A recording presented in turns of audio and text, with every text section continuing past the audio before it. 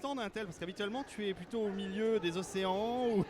C'est vrai que je suis pas souvent. Ça m'arrive d'être porte de Versailles sur Ah, le salon nautique. c'est tout bleu, hein. C'est tout bleu. C'est vrai qu'il y a un peu la mer. T'es pas dépaysé. Et non, pourquoi je suis là? Parce que on a un partenariat avec Intel depuis maintenant un petit peu moins d'un an. C'est mon partenaire technique, technologique. Parce que à bord des bateaux de voile et à bord de massifs, on a de plus en plus de technologies embarquées, des pilotes automatiques, un ordinateur tout simplement pour récupérer la météo, faire l'analyse météorologique, communiquer avec la Terre.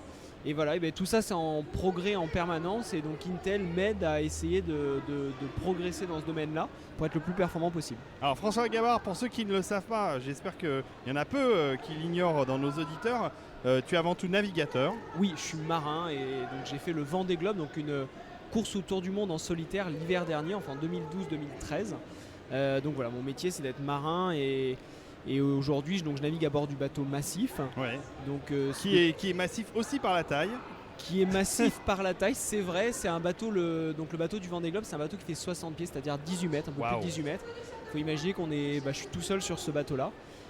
C'est un multicoque. C'est un monocoque. C'est un monocoque, du Vendée Globe. Et par contre, le nouveau projet qu'on s'est donné avec la Massif, c'est donc de construire un nouveau bateau, un multicoque cette fois-ci, donc un trimaran, un bateau à 3 coques, qui sera encore plus grand, encore plus massif. Super. Il fera 30 mètres, il ira beaucoup plus vite. Et sur ce nouveau bateau qui va encore plus vite, encore plus loin, forcément, il faudra encore plus de technologie embarquée pour arriver à le manœuvrer tout seul. Exactement. Alors nous normalement on a on a d'autres journalistes qui sont là dans l'agence 2Geeks mais qui ne sont pas là aujourd'hui parce que Post Carbone que nous saluons est dans sa campagne au bord de l'eau et il choisit un bateau ce week-end. Il veut s'acheter un voilier. Alors François, toi qui as l'expérience des voiliers de course qui sont quand même des bêtes de technologie, est-ce qu'aujourd'hui le geek, le commun des mortels a accès à une partie de la technologie que tu utilises pour diriger ton bateau? Oui, bien sûr, c'est un peu comme dans d'autres secteurs, je pense à l'automobile, c'est vrai qu'on parle beaucoup de la Formule 1 qui est aussi un domaine où la technologie est très très présente et ce qui est développé parfois, pas tout le temps, mais souvent en Formule 1 et ensuite utilisé sur les voitures de Monsieur Tout-le-Monde. Et aujourd'hui, dans la voile, c'est pareil. L'exemple par exemple du pilote automatique que j'utilise forcément à bord de Massif. Le pilote automatique a été développé et découvert grâce à la course au large il y a maintenant 20 ou 30 ans et aujourd'hui tous les bateaux de plaisance utilisent un pilote automatique même si les gens naviguent pas forcément tout seuls, mais quand on fait de la croisière des fois on est content de laisser le bateau naviguer tout seul, de prendre l'apéro tranquille et voilà, et on a un pilote automatique à bord des bateaux de croisière et les progrès, les évolutions qu'on est en train de faire actuellement sur les bateaux de course dans quelques années seront présents sur les bateaux de croisière. Toi, qu'est-ce qui t'inquiète le plus par rapport à la technologie quand tu pars au long cours? C'est l'eau, la fiabilité du matériel, la peur d'être déconnecté Comment ça se passe par exemple par rapport au satellite? Tu orientes une parabole sur ton mât C'est quoi les usages au quotidien de la technologie à bord d'un bateau comme Massif? C'est vrai qu'on l'utilise vraiment en permanence. Alors les craintes évidemment, c'est que le matériel qu'on embarque, on le malmène un petit peu parce qu'on va dans des endroits où il y a des grosses vagues, où il y a du vent, dans un environnement marin, donc c'est-à-dire humide et avec du sel. Donc forcément c'est pas exceptionnel pour des ordinateurs, mais voilà, on essaye de préparer le matériel pour qu'il soit le plus robuste possible, et ça quelque part c'est aussi vachement pratique pour la vie quotidienne, pour la vie de tous les jours, c'est-à-dire que quand avec Intel on développe un ordinateur qui est capable de faire le tour du monde sur un bateau, en général quand l'utilisateur derrière là dans son sac à dos à Paris il tient bien le coup. Voilà, donc c'est des bons tests aussi les bateaux. Et c'est vrai que vu qu'on s'appuie beaucoup sur cette technologie, on fait tout pour en prendre soin et on est toujours inquiet si on n'a pas plus de pilote automatique à bord d'un bateau, qu'on est tout seul sur un bateau de 18 mètres ou plus, et c'est drôlement plus compliqué. Donc on espère et on croise les doigts pour que ça tienne jusqu'au bout. Enfin, dans l'ensemble, on entend rarement qu'il y a des problèmes technologiques. J'imagine qu'il y en a, mais c'est souvent des avaries plus des parties du mât qui cassent. Oui, c'est vrai que les problèmes technologiques, en général l'électronique embarquée, on arrive à avoir des solutions de backup en fait à bord du bateau. Donc s'il y a quelque chose qui casse, en général c'est pas très lourd, donc on arrive à avoir des systèmes de remplacement à bord du bateau. Après, un problème qui arrive assez régulièrement et qui est arrivé sur le dernier Vendée Globe, c'est plus des problèmes d'énergie. C'est vrai qu'on est complètement isolé sur le bateau, oui. donc l'énergie qu'on consomme, on est obligé de la produire. Et c'est vrai donc que il y a quoi? Il y a des turbines qui produisent ça? il y a plein de différentes sources. On peut avoir un moteur à gasoil qui fait tourner un alternateur et qui produit de l'énergie. Mais il y a aussi donc des hydrogénérateurs, c'est comme une petite éolienne qui est dans l'eau. Quand le bateau avance, ça produit de l'énergie. Une éolienne extérieure, classique, bien sûr, oui. Des panneaux solaires. On couvre le bateau de panneaux solaires. Le bateau. Alors ça faut trouver un équilibre entre le poids, parce que forcément sur un bateau de course on essaie d'être le plus léger possible. Et si on a un panneau solaire, ça peut peser un peu de poids, mais ça permet aussi la course au large, permet de faire des progrès sur les sources de production d'énergie renouvelable. Donc voilà, c'est vraiment une plateforme de développement. Et par contre, des problèmes énergétiques, ça peut arriver. Et le problème, c'est que quand on est à bord du bateau, si on n'a plus d'énergie, on ne peut pas se brancher sur le 220 du voisin. Donc il faut se débrouiller tout seul. Et ça peut être un vrai problème parce qu'un marin tout seul sans énergie ne peut pas aller très loin. Je me tourne vers Dr Non qui a une question. Vas-y Laurent. D'abord, tous ces équipements, je me demandais en fait combien ça requérait d'énergie justement. Parce que est-ce que ça finit pas par faire beaucoup d'énergie finalement? Non, pas. Alors je ne voudrais pas dire de bêtises, donc je ne vais pas donner de chiffres. Mais non, parce qu'en fait on progresse. Et donc du coup on embarque de plus en plus de technologies à bord. Mais cette technologie-là consomme de moins en moins d'énergie.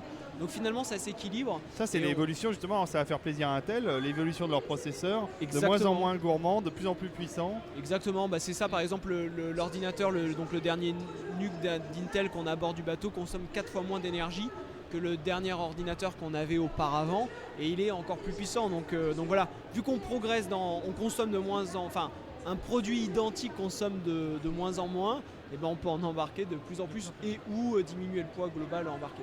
Et j'avais une autre question. Vas-y Docteur Non, bien sûr. Est-ce qu'il y a un équipement qui vous manque et que vous aimeriez voir développer? Il y en a un paquet, c'est vrai que c'est pour ça qu'on travaille avec Intel, c'est qu'aujourd'hui il y a vraiment plein de choses à faire et à imaginer. Je pense je parlais du pilote automatique. Le pilote automatique c'est sans limite, c'est-à-dire qu'on pourrait imaginer un pilote qui est de plus en plus intelligent. Pourquoi pas avoir de l'intelligence artificielle derrière qui est capable. Aujourd'hui on est capable de mesurer ce qui se passe en temps réel, donc c'est-à-dire les mouvements du bateau, la vitesse du vent, et le bateau donc est piloté avec ces éléments-là. Pourquoi pas imaginer arriver à voir ce qui se passe devant nous, c'est-à-dire la vague qui va arriver devant, ou pourquoi pas mesurer le vent devant nous pour anticiper le pilotage du bateau en fonction de ce qui va arriver. Donc ça on pourrait l'imaginer dans les années qui viennent. On pourrait s'imaginer arriver à détecter ce qui se passe dans l'eau devant nous. Un des gros problèmes qu'on peut avoir en course au large, c'est la rencontre d'objets flottants non identifiés. Malheureusement il y en a de plus en plus, des conteneurs et des débris qui sont dans l'eau. Arriver à détecter ce qui se passe devant, ça serait toujours pareil. Il faut anticiper et arriver à voir ce qui se passe devant, et ça nous servirait grandement. François, puisqu'on est sur le salon Geekopolis, même si on est sur le stand Intel, es-tu un geek? Est-ce que je suis un geek? Alors je sais pas en fait, quand je vois le monde des geeks ici, je sais pas si... je pense qu'il y a plein de façons d'être geek. Ouais, c'est sûr. Plusieurs niveaux. Oui, il y a plusieurs niveaux. Je n'ai jamais su, d'ailleurs je sais pas, il faudrait que je regarde sur le dictionnaire s'il y a une définition. Il n'y a du pas de mot geek. définition très précise. Il n'y a pas de définition. Ce qui est sûr en tout cas, c'est que si être geek c'est aimer la technologie, aimer la technique et aimer le développement et ce qui va se passer dans l'avenir, oui, alors là je suis complètement geek. Non voilà, j'aime bien la technologie, j'adore ça, et j'aime bien imaginer et inventer les solutions dont on va avoir besoin dans l'avenir. Ouais. Okay. Écoute, en tout cas on te souhaite bon vent pour les prochaines. C'est quoi les prochains objectifs là? C'est toujours le Vendée Globe? Non, prochain objectif c'est la route du Rhum, une grande course en solitaire, une course mythique, départ de Saint-Malo le 2 novembre, donc direction la Guadeloupe. Donc toujours à bord du bateau massif qui a fait le Vendée Globe.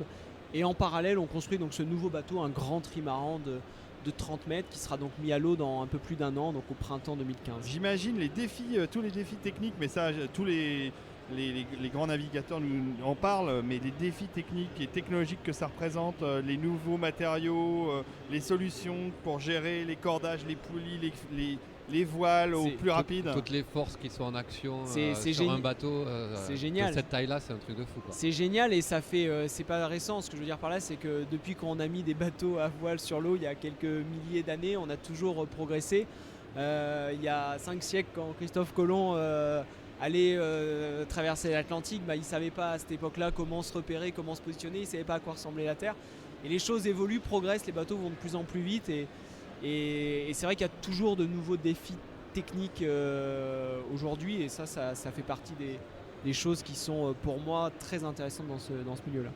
Bon, on suivra bien sûr ta carrière et encore merci d'être venu parler au micro. On va pas te retenir plus longtemps, j'imagine que tu as plein de choses à faire sur le salon. Moi je vous encourage à tous ceux qui aiment la voile à suivre la compétition de haut niveau parce que c'est passionnant. C'est non seulement passionnant, c'est technologiquement incroyable, c'est très beau.